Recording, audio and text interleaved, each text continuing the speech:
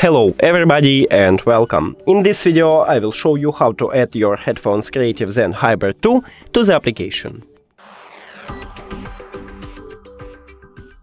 So firstly we should pair the headphones with the phone, and if you did it, just go to the step 2. Now open the settings, go to connected devices or Bluetooth if you have iOS.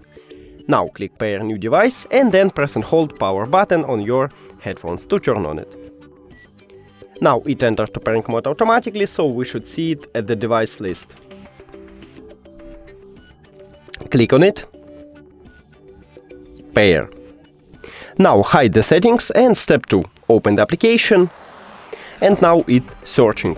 Let's make it in another way. Click add new device and now it's searching for the headphones. Now click on it.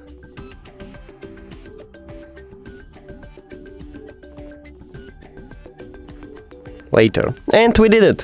Thank you for watching this video. If you found it helpful, please consider subscribing to channel and leave the like on the video. It's really important to us. See you later!